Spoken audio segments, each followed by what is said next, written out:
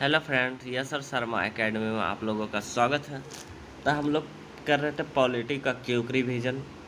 ठीक है, तो हम लोग आज स्टार्ट करने वाले हैं केंद्र राज्य संबंध के बारे में। ठीक है, कि केंद्र राज्य संबंध में पहले संघवाद से स्टार्ट करते हैं। ठीक है, संघवाद कहता है यह राज्य व्यवस्था की ऐसी प्रणाली है जिसमें शक्तियाँ केंद्र और उसके संगठना संगठन इकाई अर्थात राज्यों में विभाजित होती है। मतलब क्या होता है, संविधान जो है दो तरीकों से, यानी एक केंद्र को शक्ति देती है और राज्य को। ठीक है, जिसमें ज़्यादातर केंद्र को शक्ति प्रदान करती है। ठीक है, शक्ति के विभाजन का उद्देश्य क्या है, तो शक्तियों के केंद्रीकरण को रोकना और संघ के माध्यम से राष्ट्र को शक्ति का निर्माण करना। ठीक है, एस.आर. बम्बई केस में कहा था भारत संघवाद है। मतलब भारत संघवाद मतलब संघवाद जो है संविधान की मूलभूत विशेषता है, यानी मूल ढांचा है। ठीक है, अगर संघवाद के प्रकार को देखें तो संघवाद का प्रकार देखें तो 4 प्रकार के होते हैं। कौन कौन से, तो राजकोषीय संघवाद, असंतुलित या विषम या असममित संघवाद, तीसरा सहकारी संघवाद, चौथा प्रतिस्पर्धी संघवाद। ठीक है, तो राजकोषीय संघवाद में होता क्या है, सरकार के सभी अलग अलग स्तरों पर राजकोषीय अधिकारों और दायित्वों का आवंटन किया जाता है, यानी बांटा जाता है राजकोषीय के आधार पर। ठीक है, जैसे उदाहरण के लिए अगर देखें तो संविधान के आर्टिकल यानी भाग 12 में कहता है अनुच्छेद 268 से 293 के तहत संघ और राज्यों के बीच राजस्व का वितरण। ठीक है, जो भी टैक्स कलेक्शन होगा वो राज्य और केंद्र के बीच वितरण किया जाएगा। ठीक है, दूसरा कहता है असंतुलित या विषम या असममित संघवाद। तो इसमें क्या होता है, अलग अलग घटक इकाइयों को अलग अलग शक्तियाँ और स्वायत्तता प्रदान करना। उदाहरण के लिए अगर देखें तो कुछ राज्य के लिए विशेष संवैधानिक प्रावधान है, जैसे आर्टिकल 371 और से लेकर 371 जे तक। ठीक है, तीसरा कहता है सहकारी संघवाद। सहकारी संघवाद में क्या होता है, ऐसे संघवाद जिसमें साझा समस्याओं का समाधान करने के लिए संघ और संगठन इकाइयां सहकारी एवं सामूहिक आधार पर पारस्परिक रूप से कार्य करती है। उदाहरण के अगर देखें तो संविधान के 7वीं अनुसूची में शामिल विषयों पर संघ और राज्यों एक दूसरे के साथ सहयोग करने के लिए बाध्य हैं। ठीक है, एक दूसरे के साथ सहयोग करेगा। कौन सी अनुसूची, तो 7वीं अनुसूची में।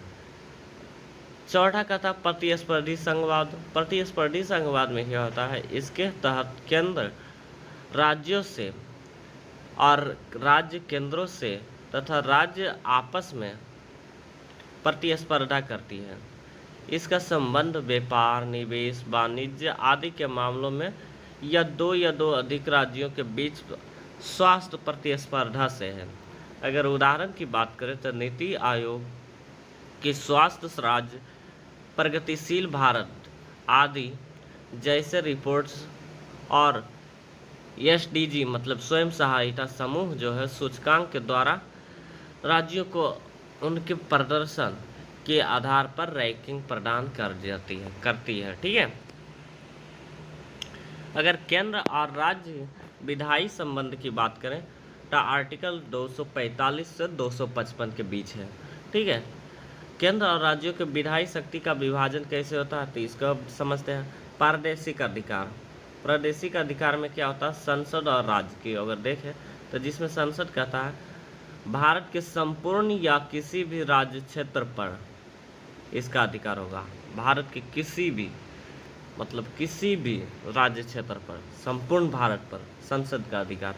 भारत के नागरिक और विश्व में कहीं भी उनकी संपत्ति के संबंध में अतिरिक्त क्षेत्रीय विधायी शक्ति होती है। ठीक है, यानी विश्व के कहीं भी अगर उनकी संपत्ति है तो उसका डिसाइड संसद करेगा। ठीक है, ना कि राज्य। अब बात अगर देखें तो उन राज्यों में जहां अनुसूचित क्षेत्र वहाँ राज्यपाल के पास यह निर्देश देने का अधिकार है कि वह संसद का कोई कानून लागू होगा या नहीं, कुछ निश्चित संशोधन या अपवादों के साथ लागू होगा। ठीक है।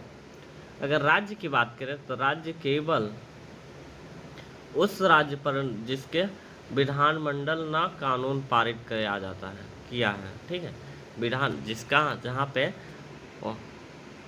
उसका विधानमंडल जो है कानून पारित नहीं किया है, पारित किया हो उसका बस। ठीक है। अगर विषय वस्तु की बात करें तो विषय वस्तु अगर इसका जो है भारतीय शासन अधिनियम 1935 के 3 अनुसूची पर मतलब सूची प्रणाली को अपनाया गया है। 246 मतलब आर्टिकल 246 और 7वीं अनुसूची को, जिसमें 7वीं अनुसूची में क्या था, संघ सूची, राज्य सूची और संवर्ती सूची। ठीक है। संघ सूची में कहता है संसद का अनन्य प्राधिकार, जिसमें 100 विषय हैं। ठीक है, 100 विषय। उदाहरण की अगर बात करें तो रक्षा, परमाणु ऊर्जा, विदेश मामले, नागरिकता, बैंकिंग आदि। राज्य सूची में टोटल 61 विषय हैं। ठीक है, जिसमें लोक व्यवस्था, पुलिस, लोक स्वास्थ्य, जल, भूमि, कृषि आदि। और संवर्ती सूची की बात करें तो केंद्र और राज्य दोनों कानून बना सकते हैं। विवाद की स्थिति में संघ का कानून प्रभावी रहेगा, जिसमें 52 विषय है। ठीक है। उदाहरण की बात करें तो आपराधिक कानून, विवाह कानून आदि। इसका नोट अगर देखें तो आर्टिकल 246 को कहता है कि अभिष्ट विधायी शक्तियां मतलब कुछ भी अगर बच गया हो तो संसद को उन सभी शक्तियों पर कानून बनाने का अधिकार है जिनका उल्लेख 7वीं अनुसूची के किसी भी अनुसूची में नहीं है। ठीक है। जो सभी शक्तियां बच गया हो वो संसद डिसाइड करेगा। यह स्थिति कनाडा के समान, लेकिन संयुक्त राज्य अमेरिका, ऑस्ट्रेलिया और स्विट्जरलैंड के विपरीत है। ठीक है।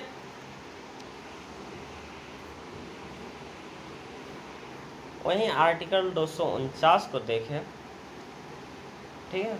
249 कहता है राष्ट्रहित में यदि राज्य में सभा उपस्थित और मत देने वाले सदस्यों में से कम 2/3 सदस्यों द्वारा समर्थित संकल्प द्वारा यह घोषणा करती है कि राष्ट्रहित में केंद्र द्वारा राज्य सूची के विषय किसी भी विषय पर कानून बनाने का आवश्यक है तो बना सकता है। ठीक है। जैसे कोई भी राज्यसभा वहाँ का जो है वो बोल दे 2/3 बहुमत सदस्य कि यहाँ पर इस राज्य में कानून संसद बनाएगी तो संसद ही बनाता है। ठीक है।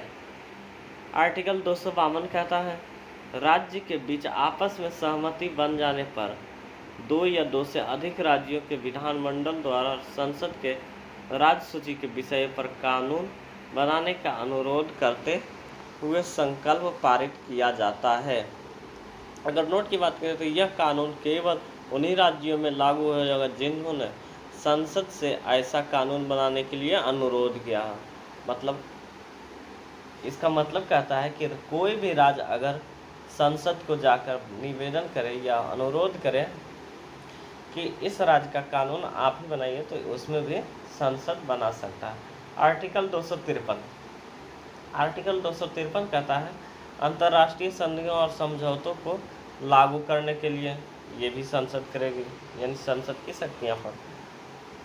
252 यानी आर्टिकल 352 यानी राष्ट्रीय आपातकाल के दौरान राज्य सूची के किसी भी विषय पर संसद कानून बना सकती है। आपातकाल जब आता है तो। ठीक है।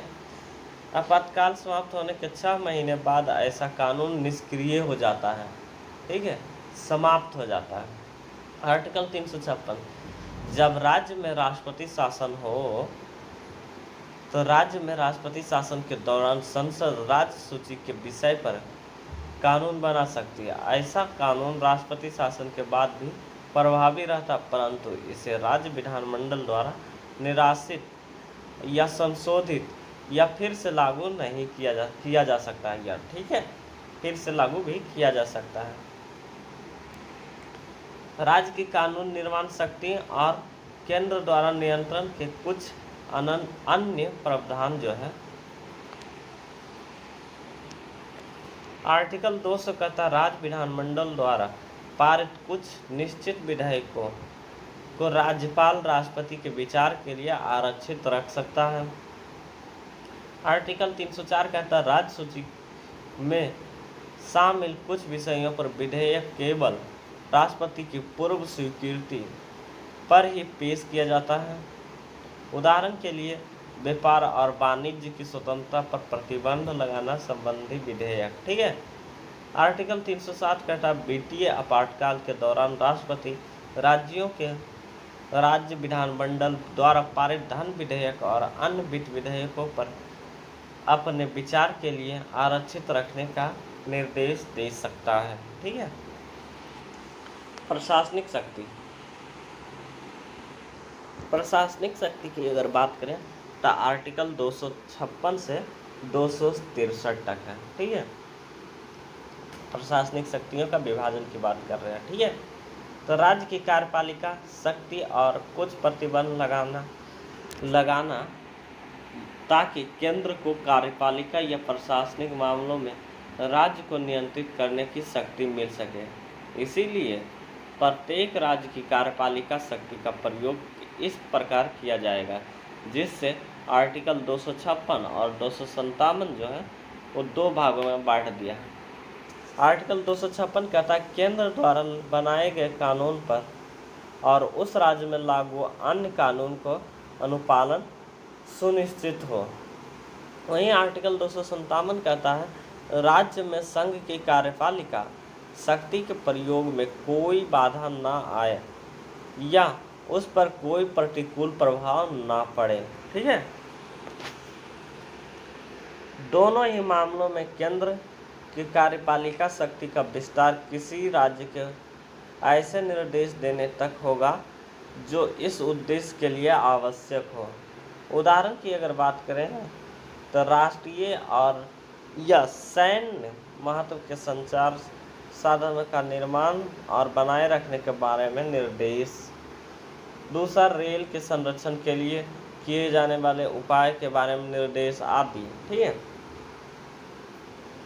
यदि केंद्र के निर्देश का अनुपालन नहीं हुआ तो आर्टिकल 365 लगेगा। यदि इस स्थिति में केंद्र का निर्देश का पालन नहीं हुआ तो संविधान का उल्लंघन माना जाएगा और राज्य में अनुच्छेद 356 के तहत राष्ट्रपति शासन लागू कर दिया जाएगा। ठीक है। अगर केंद्र की बात नहीं मानेगा तो वहाँ राष्ट्रपति शासन आ जाएगा। एक दूसरे को अपना कार्य सौंपना, एक दूसरे को अगर अपना कार्य की बात करें तो संविधान कुछ दशाओं में कार्यपालिका के कृत्यों या कार्यों को एक दूसरे का प्रावधान करता है। ठीक है। को सौंपने का प्रावधान करता है। एक जैसे अगर देखें तो कठोरता को कम करने या गतिरोध की स्थिति से बचने के लिए इसे 3 भागों में बांटा गया। आर्टिकल 258 के क्लॉज 1 और आर्टिकल 258 के क्लॉज 2 और आर्टिकल 258 के ए। ठीक है। ये 3 भागों में बांटा गया था। आर्टिकल 258 के क्लॉज 1 में कहता है केंद्र के किसी कार्यकारी कार्य को राज्य को सौंपना राष्ट्रपति द्वारा, लेकिन राज्य की सरकार को सहमति से, राज्य की सरकार जो होती है उसकी सहमति से ही सौंपना। आर्टिकल 258 के क्लॉज 2 में कहता है केंद्र के किसी कार्यकारी कार्य को राज्य को सौंपना संसद द्वारा, लेकिन राज्य की सहमति के बिना। ठीक है। राज्य की अगर सहमति नहीं भी हो तो पर भी चलेगा। हालांकि ऐसा कोई काम राज्य विधानमंडल द्वारा नहीं किया जा सकता। जैसे इसको अगर देखें तो अखिल भारतीय सेवाएं जो है एवं राज्य द्वारा संयुक्त रूप से नियंत्रित को 2 भागों में बांट दिया गया है। पूर्ण नियंत्रक और तत्कालीन नियंत्रण। पूर्ण नियंत्रण में क्या होता है, केंद्र सरकार आता है। पूर्ण नियंत्रण में नियुक्ति की शक्ति केंद्र के पास, अनुशासनिक कार्रवाई केंद्र के पास, पदोन्नति एवं प्रशिक्षण केंद्र के पास, और वही तत्कालीन नियंत्रण राज्य के पास, यानी निलंबित करने की शक्ति केंद्र के पास होता है, यानी ट्रांसफर जिसे बोला जाए, ठीक है। वहीं आर्टिकल 258 के एक कहता है राज्य के किसी कार्यकारी कार्यों को केंद्र को सौंपना राज्यपाल द्वारा, ठीक है, राज्यपाल द्वारा सौंपा जाता है केंद्र सरकार की सहमति से। आर्टिकल 312 कहता है संविधान ने संसद को राज्यसभा के संकल्प के आधार पर नई अखिल भारतीय सेवाओं का गठन का अधिकार है। किसको? आर्टिकल 312 में कहता है संसद को अधिकार है। अगर वित्तीय संबंध की बात करें तो वित्तीय संबंध जो है 268 से 293 तक है। तो वही आर्टिकल 268 कहता है संघ द्वारा लगाए जाने वाले किंतु राज्य द्वारा वसूलने और विनियोजित किए जाने वाले शुल्क, उदाहरण के लिए बिल ऑफ एक्सचेंज, वचन पत्र आदि पर लगने वाले स्टाम्प शुल्क, ठीक है, ये जो है आता है संसद में। अब बात केंद्र शासित प्रदेशों में इस शुल्क को केंद्र द्वारा वसूला जाता है, यानी ये जो है बिल ऑफ एक्सचेंज, वचन पत्र, स्टाम्प शुल्क, ये जो है राज्यों को दिया गया है। अगर इन्हें भारत की संचित निधि में जमा नहीं किया जाता है, इसे याद रखना है कि भारत में संचित निधि में जमा नहीं किया जाता। आर्टिकल 269 संघ द्वारा लगाए गए एवं वसूले गए किंतु राज्य को सौंपे जाने वाले कर,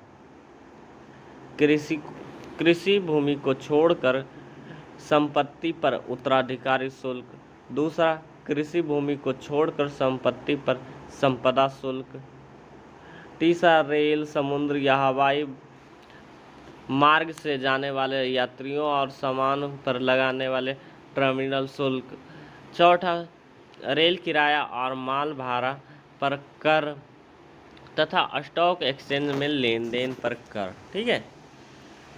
वहीं तीसरा कहता है आर्टिकल 269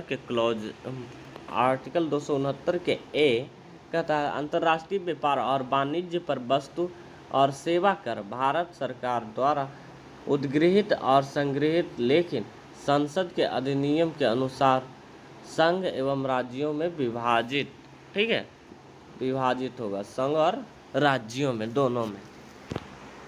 नोट की अगर बात करें तो राज्य में प्रदान की गई राशि भारत की संचित निधि में भाग नहीं होगा, ठीक है, संचित निधि में नहीं रखा जाएगा।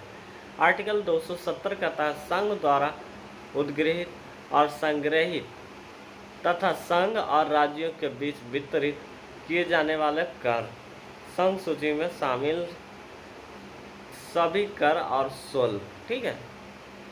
अब बात अगर देखें तो अनुच्छेद 268, 269 और 269 में उल्लेखित कर एवं किसी निश्चित उद्देश्य के लिए लगाया गया अधिभार, सरचार्ज जिसको कहते हैं, एवं उपकर, ठीक है।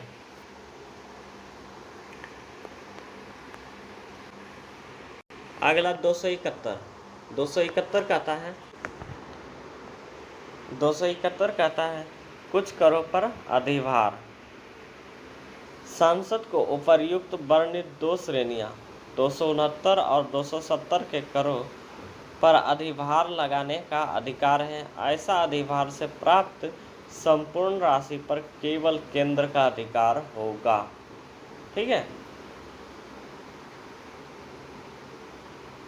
इन अधिभारों से प्राप्त राशि में राज्यों में कोई हिस्सा नहीं होता है। छठा कहता है राज्य द्वारा उद्ग्रहित और संग्रहित उपभोग किए जाने वाले कर राज्य सूची में उल्लेखित कर होगा, ठीक है। सातवां कहता अनुच्छेद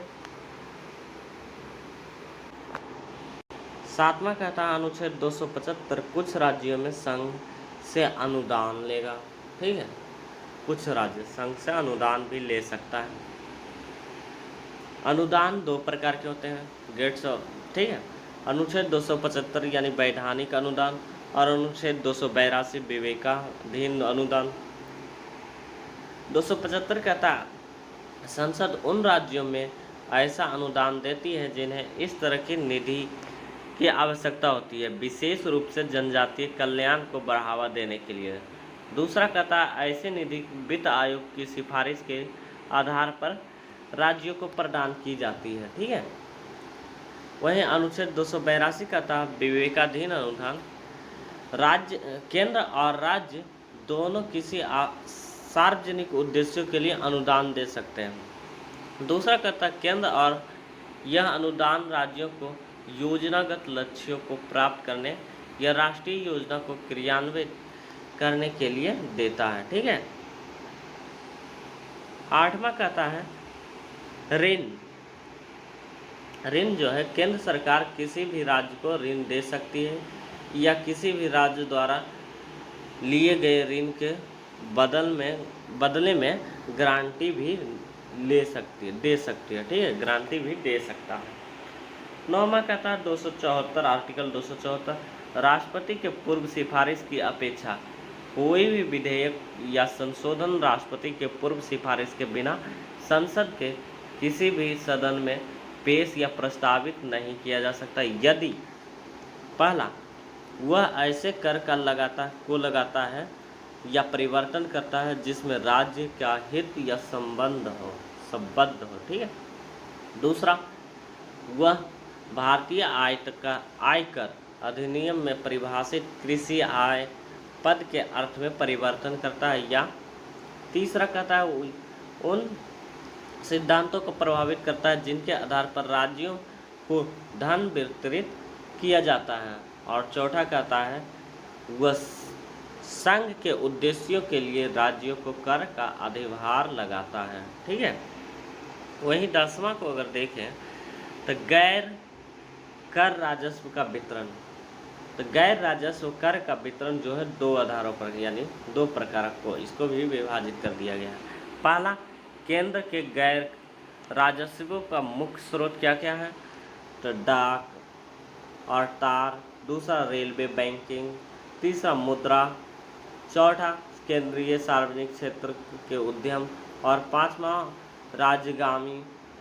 और वहीं राज्यों द्वारा गैर कर राजस्व का स्रोत है सिंचाई एवं वन, मत्स्य पालन, दूसरा राज्य के सार्वजनिक क्षेत्र के उद्यम और तीसरा राज्यगामी एवं व्यापगत। ठीक है। वित्त आयोग की बात करें तो आर्टिकल 280 कहता है यह एक अर्ध न्यायिक निकाय के रूप में वित्त आयोग का प्रावधान करता है। ठीक है। इसका गठन राष्ट्रपति द्वारा प्रत्येक 5 वर्ष की समाप्ति पर या उससे पहले भी किया जाता है। संरचना की अगर बात करें तो इसमें राष्ट्रपति द्वारा नियुक्त एक अध्यक्ष और 4 अन्य सदस्य शामिल होते हैं। ये राष्ट्रपति द्वारा जारी आदेश के तहत निर्धारित समय अवधि के लिए पद धारण करते हैं, पुनर्नियुक्त के लिए भी पात्र होते हैं। ठीक है। अगर योग्यता की बात करें तो संविधान संसद को आयोग के सदस्यों की योग्यता निर्धारित करने का अधिकार देता है यानी संसद को। तदनुसार संसद द्वारा योग्यता को निर्धारित किया जाता है। अध्यक्ष सार्वजनिक मामलों में अनुभव होना चाहिए। अन्य 4 सदस्यों का चयन निम्नलिखित में से किया जाना चाहिए। पहला किसी उच्च न्यायालय का न्यायाधीश या जो पद का पर नियुक्त होने के लिए योग्य हो। दूसरा ऐसे व्यक्ति जिसे सरकार के वित्त और लेखा मामलों में विशेष ज्ञान हो। और तीसरा कहता है ऐसे व्यक्ति जो वित्तीय और प्रशासनिक मामलों का व्यापक अनुभव हो। और चौथा कहता है ऐसे व्यक्ति जो अर्थशास्त्र में विशेष ज्ञाता रहो। ठीक है। अगर कार्य की बात करें तो कार्य क्या होता है वित्त आयोग का तो राष्ट्रपति को निम्नलिखित मामलों में सिफारिश करता है। पहला संघ और राज्यों के बीच कर की शुद्धता आगाम का वितरण यानी राज्यों और केंद्रों के बीच आवंटन करता है। ठीक है। दूसरा भारत को संचित निधि में राज्यों का राजस्व में सहायता अनुदान को शासित करने वाले सिद्धांत के बारे में बताता है। और तीसरा राज्य वित्त आयोग द्वारा दी गई सिफारिशों के आधार पर राज्य के पंचायतों और नगर पालिकाओं के संसाधनों की पूर्ति के लिए राज्य की संचित निधि को बढ़ाने हेतु किए गए जाने वाले आवश्यक उपायों के बारे में। और चौथा, राष्ट्रपति द्वारा सौंपे गए किसी अन्य मामले के बारे में। ठीक है फ्रेंड्स, ठीक है, तो आज हम लोग यहीं पर रहने देते हैं। कल हम स्टार्ट करेंगे अंतर्राष्ट्रीय सहयोग। ठीक है, तो हमारे चैनल को लाइक करें, सब्सक्राइब करें और कमेंट करें। ठीक है।